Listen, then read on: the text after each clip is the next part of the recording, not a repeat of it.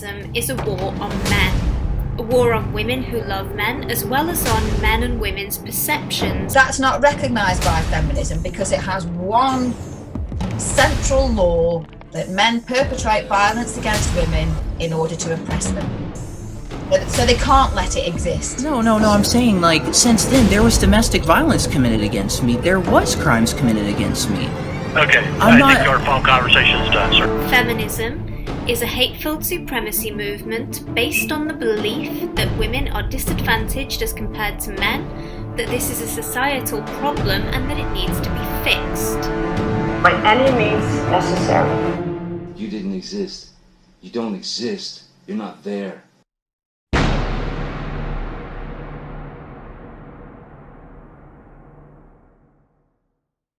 What is up, my triggers? Eccentric Hat here. Welcome to another episode of MRAdio. Today we have two special guests.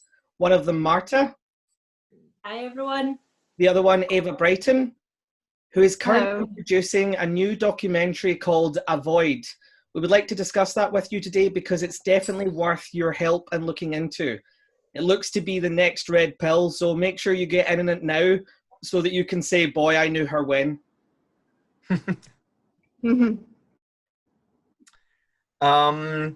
Since the show will focus on Ava, of course, I would like Marta to introduce herself real quick and tell us why we invited her. Well, I think there's not much to say about me. I'm Marta Szary, originally from Poland and living in Scotland at the moment.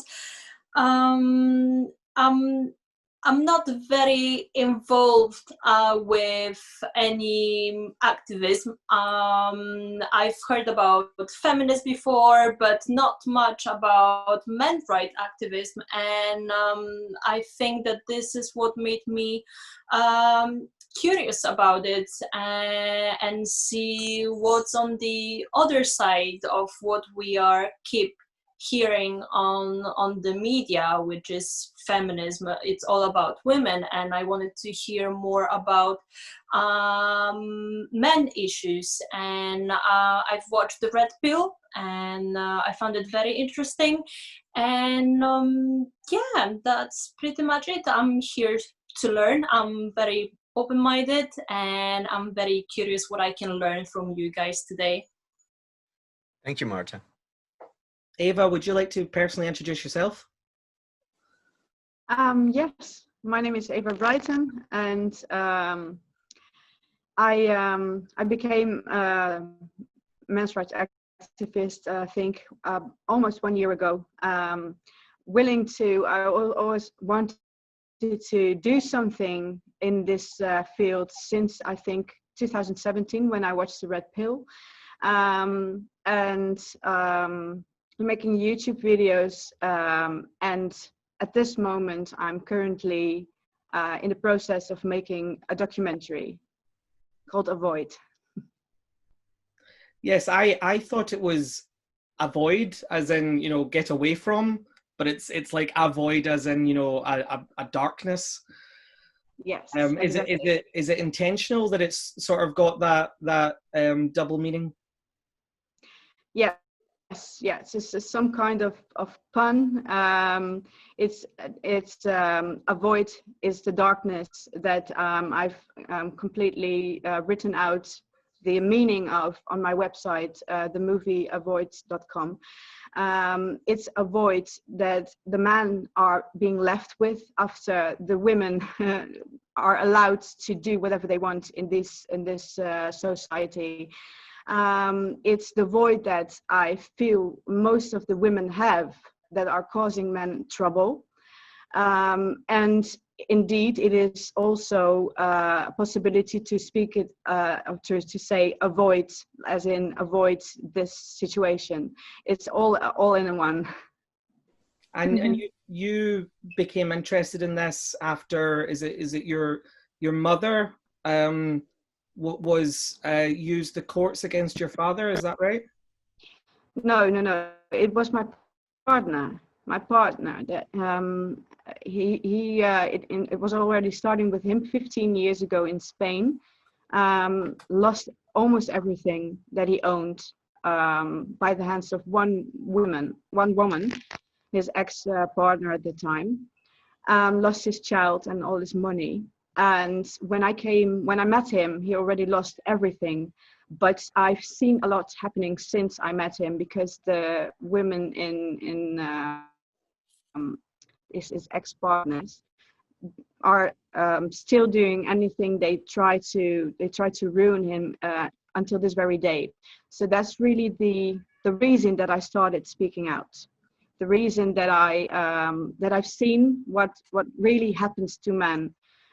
Before, I, as well as I think many women around the world, have never seen this happening or never heard about it, because usually you only hear the side of the woman, and most of the time you believe the women. So I really didn't know anything about it. I also didn't know about feminism before. But it was really because what I've seen happening to my partner until this very day that I thought I'd search the internet and see what is up with this. And then I saw the red pill, and it opened my eyes to see that it is happening to men all around the world, everywhere. So that was really the reason that I started this. So can I just make sure that our audience is aware that there's currently an Indiegogo on right now, and it will be on until the start of October. So anything that anyone can donate is massively appreciated. You know, even if it's just a couple of dollars, it all adds up. You know, please give what you can. So the Indiegogo, that is a fundraiser to get the movie produced. Is that correct? That is correct, yes. Yes, it's currently ongoing well, but obviously I need more to make the documentary, because it's very expensive to, we can do a lot. As I've spoken in interviews before, the documentary, as I have seen, you need to make the documentary, and I've already started it. I've already done a lot of interviews. But I would like to be able to interview a lot of people on location, and it needs to be edited, it needs to be colored and everything. So really the fundraising is really to make the documentary, or to finish it, because we've already started working on it. Yep. Elizabeth is actually part of it. Mm-hmm. Yeah, I was thrilled to be asked, actually. Yes. I was just wondering, actually, you did mention, you know, about the name and the void, and the void being, you know, the space that men are left after women go about and do what they're going to do in sort of today's societies. And obviously you burst onto the scene last year. It was last year, right, with are almost all women mentally unstable, which is a very good video that everybody should check out if they managed to miss it from underneath the rock they were hiding. And, you know, fairly shortly after that, of course, Natty and I invited you to come and speak at Messages for Men. And, you know, I'm wondering how what your thoughts are about the state of womanhood at the moment. Well, the reason that I started that first video that you just mentioned is because many things that I've witnessed were, I really started doubting, questioning what's up with women nowadays.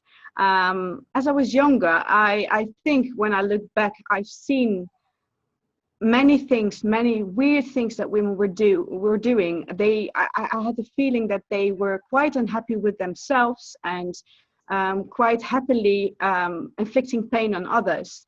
But when you're younger, it is not that, it doesn't have that much of an impact, because there are no children involved, there's no marriage, there's no money involved. But as I grew older, it's really, at the point that I was making that video, I was thinking, I don't know what to say. I wasn't quite happy with women, let's say the nice way. I was thinking that all women were like this, or many women at least, quite unstable. If they have borderline personality disorder or anything, you already know that there's something wrong, but I've seen it happening with many women around me. So that's really, it's quite hard to explain in English, I feel now, but I'm sorry for that. But no, really, that's the main reason that I started making the video. I'm sorry, what did you say? Feel free to rant in Dutch. We don't mind.